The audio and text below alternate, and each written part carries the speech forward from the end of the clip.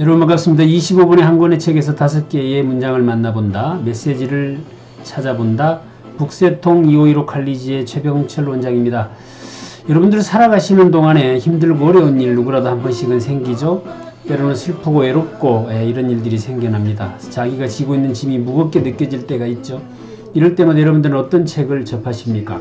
누군가가 만약에 저에게 이럴 때 읽을 만한 책 한 권을 소개해 달라고 이야기하신다면 저는 기꺼이 유시화 시인의 책을 권해드리고 싶습니다. 그래서 오늘 좋은지 나쁜지 누가 아는가라는 유시화 시인의 책을 가지고 여러분들하고 같이 한번 생각해 보려고 합니다. 공감을 나눠보고자 합니다. 지금 굉장히 코로나19 관련해서 힘들어하고 계시는 이런 중에 한 번쯤 접해본다면 굉장히 마음의 위안이 될 수 있는 책이어서 선정을 해봤고요. 1, 2부로 나누어서 각 한 번에 5개의 문장씩만 한번 만나보는 시간을 가지도록 그렇게 하겠습니다. 자, 첫 번째 만나볼 문장 소개해 드리겠습니다. 신이 쉼표를 넣은 곳에 마침표를 찍지 마라. 이 책의 부제로 적혀 있는 내용이기도 합니다. 우리는 살아가면서 내가 겪고 있는 어려움을 쉼표로 인식할까요? 아니면 마침표로 인식을 할까요? 어떻게 인식하느냐에 따라서 우리의 행동과 태도는 근본 달라질 수밖에 없겠죠. 신은 우리가 감내할 수 있을 만큼의 고통만 준다고 이야기를 합니다.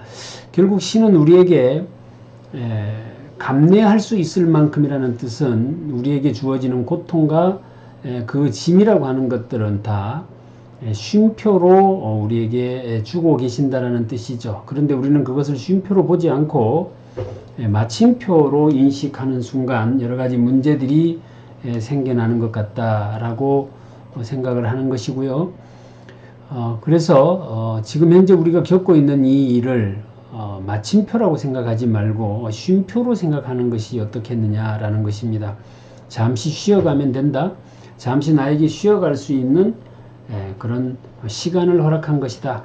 잠시 나를 한번 돌아볼 수 있는 그런 시간을 허락하는 것이다 라고 생각을 한다면 훨씬 여유가 생길 것이라는 느낌입니다.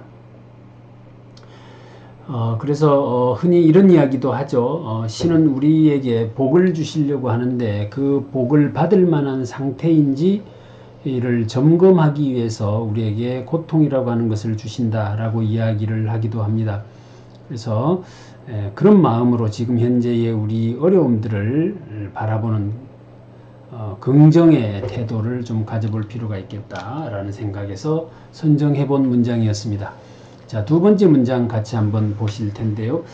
지금 아마 제 모습 뒤쪽으로 이렇게 여러 가지 파장들이 자꾸 생겨서 제가 지금 그걸 의식한다고 몸을 자꾸 움직이고 있습니다.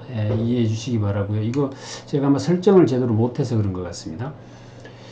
두 번째 문장, 만약 내가 그때 말해줬다면 내 말을 믿었겠느냐. 이 문장은 재미있는 스토리로 구성이 되어져 있습니다. 어떤 여인이 남편을 하고 사별을 합니다.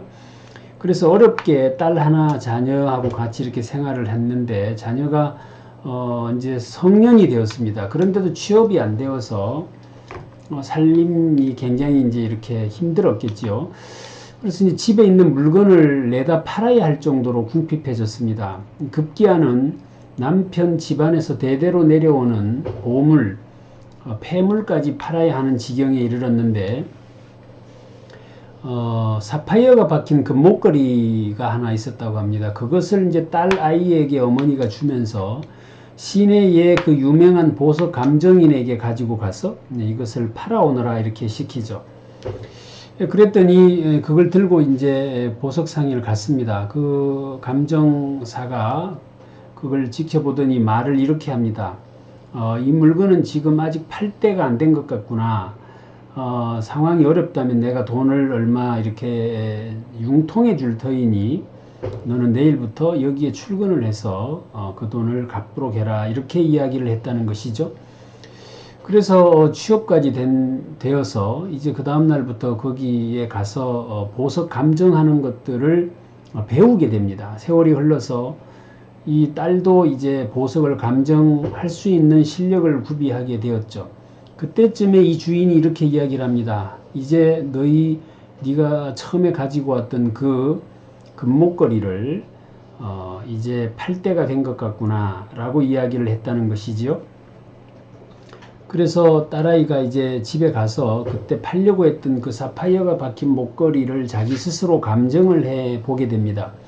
해 봤더니 그 목걸이는 등급이 아주 낮은 등급이어서 가격을 쳐주기가 어려울 정도의 수준이었다고 하죠. 그래서 그것을 그 다음날 가지고 오지 않았습니다. 주인이 묻습니다. 왜 그걸 가지고 오지 않았느냐고. 제가 감정을 해봤더니 그것은 등급 외 제품이어서 가격을 쳐줄 수 없는 수준이었습니다. 그런데 왜 사장님께서는 그 당시에 그것을 저에게 말씀하지 않으셨습니까? 라고 했다는 것이지요. 그때 이 보석상 이 감정사가 했던 이야기가 지금 상단에 적혀 있는 문장입니다. 만약 내가 그때 말을 해줬다면 내 말을 믿었겠느냐. 아마 내가 값을 덜 쳐주려고 한다고 의심을 했을 것이고 너희는 절망해서 살아갈 의지를 잃었을 것이다. 내가 그때 말해준다고 해서 우리가 무엇을 얻었겠느냐. 하지만 이제 너는 보석 전문가가 되었고 나는 너의 신뢰를 얻게 되었다. 라는 이야기를 했다라는 것이죠. 이 이야기를 통해서 여러분들은 어떤 생각이 드십니까? 지금 현재 우리가 맞이하고 있는 여러 가지 혼란스러운 상황에 과연 이런 지혜를 가지고 있는 어른이 또는 지도자가 우리 사회에 있다면 얼마나 좋겠느냐라는 생각이 드는 것이죠. 단지 피상적으로 현상적으로 나타나는 어떤 그것만 가지고 이야기하는 것이 아니라 그 다음 것까지도 예측을 해서 통찰하는 지혜를 가지고 있는 누군가가 만약에 있다면 우리는 지금의 이 어려움을 훨씬 더 슬기롭게 극복할 수 있겠다라는 생각이 드는 것입니다. 이런 측면에서 보면 이런 지혜를 가지고 계신 분들은 우리 사회의 어르신들이시죠. 이런 어른들이 이런 지혜를 좀 이렇게 발휘해 주시면 좋겠다라는 바람을 가집니다. 그런데 조금 안타까운 것은 우리 사회 어른 역할을 하셔야 할 분들이 오히려 더 분노에 또 이 화를 가지고 계신 것 아닌가라는 생각이 들어서 좀 씁쓸한 마음은 들지만 이런 지혜가 우리 사회에 필요하겠다 이렇게 생각이 되어서 두 번째 문장으로 선정을 해 보았습니다. 자, 세 번째 문장 같이 한번 보실까요? 진박새와 야생비둘기의 대화 스토리입니다. 진박새가 야생비둘기에게 이렇게 묻습니다. 눈송이 하나의 무게가 얼마나 되는지 알아? 이렇게 물었더니 진박새가 이렇게 말하죠. 무게가 거의 없어 이렇게 이야기를 합니다. 그랬더니 이 야생 비둘기가 이런 이야기를 했다고 합니다. 내가 전나무 밑에서 눈이 오는 날, 눈이 내리기 시작할 때 눈송이를 세고 있었는데 그 눈송이가 374만 1952개쯤 내리고 그 다음에 눈 한 송이가 떨어졌을 때 네가 아무런 무게가 거의 없을 것이라고 했던 그 눈 한 송이가 마지막으로 떨어졌을 때 그 전나무는 가지가 부러지고 넘어졌다라는 이야기를 했다는 것이죠. 여기서 우리가 아무렇지도 않게 생각하는 그 눈 한 송이가 결국엔 전나무를 넘어지게 했다, 쓰러지게 했다라는 것입니다. 지금 어렵고 힘든 사람들 입장에서는 간신히 그 눈의 무게를 버티고 있는 것이죠. 견디고 있는 것입니다. 그런데 거기에 우리가 뱉어내는 어쩌면 왜곡되거나 반목의 시선, 이 눈빛 하나 말 한마디가 그 사람을 무너져 내리게 할 수도 있다라는 생각을 한번 해보려고 치면 우리가 주고받는 말 한마디라도 따뜻하게 해야 되겠다라는 생각과 더불어 우리가 아무렇지도 않게 생각할 수 있는 그 격려의 말 한마디, 배려 하나가 어쩌면 그 사람들을 다시 일어서게 할 수도 있는 무게를 가진 것이다 라는 생각을 해볼 수 있는 것이어서 소개를 해드리는 것입니다. 오늘 아침에 저는 SNS에서 어떤 분이 써놓은 글 한 줄을 보고 감동을 받았습니다. 지금 우리나라에 이 마스크를 태어난 연도를 기준으로 해서 배급을 이렇게 해주고 있는 상황인데 그분께서 나는 그것을 받으러 가지 않았다라고 이야기를 하셨습니다. 이유는 내가 받는 2개 그의 마스크 그것이 누군가에게는 더 필요할 수도 있지 않겠느냐라는 생각이 들어서 받지 않았다라고 이야기를 하시더라고요. 그 2개를 더 받고 안 받고가 무슨 영향을 미치겠습니까마는 그 마음이 결국 모이고 모이면 지금 현재 그것 때문에 생겨나는 여러 가지 불평, 불만 이런 일들이 그래도 좀 없어지지 않을까라는 생각을 해보게 되었습니다. 자, 이제 또 하나의 이야기를 말씀을 드리겠습니다. 어느 현자가 시골 여행 중에 어떤 여인이 아이가 아프다고 하면서 데리고 온 겁니다. 그래서 아이의 이마에다 손을 얹고 이 현자가 기도를 하기 시작합니다. 그랬더니 그 옆에 있던 한 남자가 병원에 가서 약 지어 먹어도 안 낫는 것이 기도한다고 낫습니까? 라고 이야기를 하더라는 것이지요. 그때 이 현자가 기도라고는 아무것도 모르는 이 무식한 사람아 라고 이렇게 말을 하자 그 남자가 이제 더더욱 화가 나서 막 이렇게 이제 공격적으로 변하려고 하는 그 순간에 봐라, 내 말 한마디가 당신을 그렇게 흥분시키고 있지 않느냐. 그렇다면 결국 내가 하는 말에 힘이 있다라는 것인데 내가 하는 기도도 그 치료의 힘을 갖고 있지 않겠느냐라고 하는 이야기를 했다라는 스토리입니다. 여러분 어떻게 생각하십니까? 우리가 기도하는 것이 효험이 있다, 뭐 효험이 없다 이런 논쟁을 곧잘 합니다. 그런데 그 논쟁을 하고 있다라는 것 자체가 이미 힘이 있다라는 것을 반증하는 것 아니겠습니까?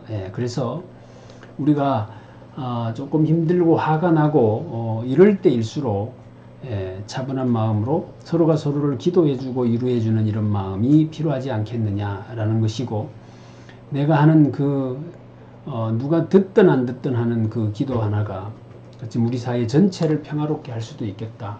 이 위기를 극복하게 할 수 있는 힘이 생길 수도 있겠다라는 생각을 한번 해보게 하는 문장이어서 소개를 드렸습니다. 자, 이제 마지막 문장 소개해 드리는데요. 인생은 폭풍우 속에서 어떻게 살아남을 것인가가 아니라 빛 속에서 어떻게 춤을 추는가의 문제이다. 제가 굉장히 좋아하는 문장 중에 하나인 이 부서진 가슴 없이는 전사 자격이 없다라는 문장입니다. 삶이 우리를 바깥으로부터 안으로 불러들이는 방법이 바로 상처다라고 소개해 놓고 있습니다. 지금 이 폭풍우 속에서 어떻게 살아남을까를 고민하고 있다 보면 아비규환이 되겠죠. 서로 살아남으려고 하다 보면 남이 보이지 않고 나밖에 보이지 않습니다. 그렇게 되면 결국 우리 사회는 붕괴되고 말 것입니다. 그런데 이 빛 속에서도 어떻게 춤을 출 것인가 하는 생각을 하기 시작한다면 우리 사회는 절망이 아니라 희망으로 채워지는 사회가 되지 않겠느냐라고 생각을 해보는 것입니다. 그래서 지금 우리가 맞이하고 있는 굉장히 험한 폭풍우가 몰아친다고 예견을 하고 있습니다. 세계 경제 위기가 다시 온다고 하고요. 또 지금 현재의 바이러스 문제만 해도 달리 대안이 없는 이런 폭풍우가 몰아치고 있는 상황에서 우리는 어떻게 이것을 가지고 전화위복의 기회로 삼을 것이냐라는 생각과 더불어 춤을 출 수 없겠지만 그것을 가지고 위기 속에서 기회를 찾아내는 이런 여유가 필요하지 않겠나라는 생각을 해보는 것입니다. 지금까지 5개의 문장을 가지고 한번 같이 공감을 해보셨는데 여러분들 어떠셨습니까?